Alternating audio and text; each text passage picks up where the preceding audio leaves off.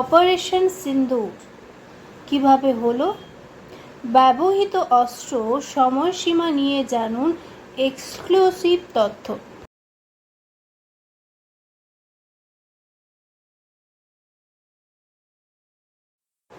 জানা গিয়েছে যে বুধবার রাতে ভারতীয় সশস্ত্র বাহিনী সন্ত্রাসবাদী শিবিরগুলিতে নির্ভুল হামলা চালিয়ে পহেলগাঁও হামলার প্রতিশোধ নিয়েছে। বাহিনী প্রতিশোধমূলক অভিযানের নাম দিয়েছে অপারেশন সিন্দুর। নামটি অনুমোদন করেছেন স্বয়ং প্রধানমন্ত্রী মোদী। প্রধানমন্ত্রী নরেন্দ্র মোদী বলেই দিয়েছিলেন যে সন্ত্রাসবাদীদের পৃথিবীর শেষ প্রান্ত পর্যন্ত তাড়া করা হবে। বুধবার রাতের অপারেশন সিন্দুর সেই কথাই অক্ষরে অক্ষরে সত্য প্রমাণ করে দিল। লাইন অফ কন্ট্রোল অতিক্রম না করেও পাকিস্তানের জঙ্গি ঘাঁটিতে সফল অভিযান চালালো ভারত। জম্মু কাশ্মীরের পহেলগাঁওতে নির্দোষ পর্যটক হত্যার প্রতিদান দেওয়া হলো।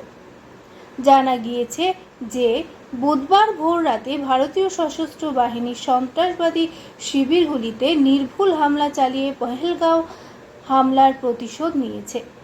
বাহিনী প্রতিশোধমূলক অভিযানের নাম দিয়েছে অপারেশন সিন্দুর। নামটি অনুমোদন করেছেন স্বয়ং প্রধানমন্ত্রী মোদী। একজন ঊর্ধ্বতন প্রতিরক্ষা কর্মকর্তা জৈশ ই মোহাম্মদ এবং লস্কর ই তৈবার সদর দফতর সহ সন্ত্রাসবাদী আস্তানাগুলির বিরুদ্ধে কিভাবে আক্রমণ চালানো হয়েছিল তা বিস্তারিতভাবে বর্ণনা করেছেন। এই অভিযান চলেছিল মোট 9টি জঙ্গি ঘাঁটি লক্ষ্য করে।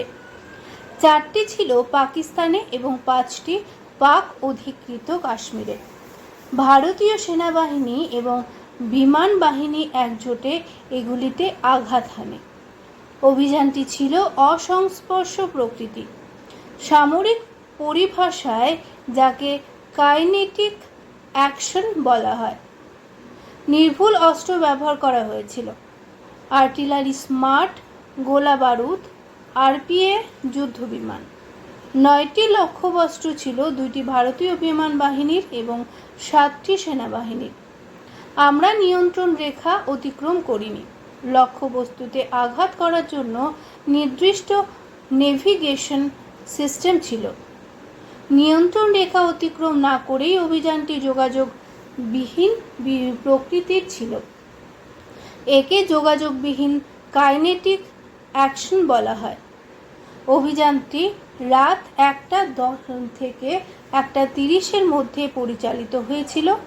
কর্মকর্তা বলেন, মধ্যরাতের পর ভারতীয় সেনাবাহিনী তাদের অফিসিয়াল এক্স হ্যান্ডেলে আক্রমণের কথা ঘোষণা করে। জানা গিয়েছে যে পুরো অভিযানটি প্রধানমন্ত্রীর তত্ত্বাবধানে পরিচালিত হয়েছিল। পাকিস্তান তার মাটিতে সন্ত্রাসবাদী শিবির স্থাপনের কথা অস্বীকার করেছে। বলাই বাহুল্য, সেই সঙ্গে ইসলামাবাদ দাবি করেছে যে ভারত কোনো প্রমাণ ছাড়াই অসামরিক এলাকায় হামলা চালিয়েছে। শুধু তাই নয়, প্রতিবেশী দেশ এই ভুয়ো খবরও ছড়িয়েছে যে তারা ভারতীয় বিমান ভূপাতিত করেছে, কিন্তু তাদের এই দাবির সপক্ষে কোনো প্রমাণ দেওয়া হয়নি। জৈশ ই মোহাম্মদ এবং লস্কর ই তৈবার মতো সন্ত্রাসবাদী গোষ্ঠীর গুরুত্বপূর্ণ ঘাঁটি লক্ষ্য করে ভারত বিমান হামলা চালিয়েছে। কর্মকর্তা ও সূত্রের মতে বাহওয়ালপুর, মুরিদকে এবং কোটলিতে গুরুত্বপূর্ণ জঙ্গি ঘাঁটি লক্ষ্য করা গিয়েছে।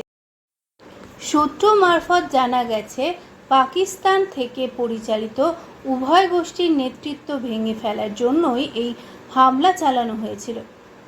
জৈশ এবং লস্করের প্রধান ঘাঁটিগুলিতে সফলভাবে আঘাত করা হয়েছে।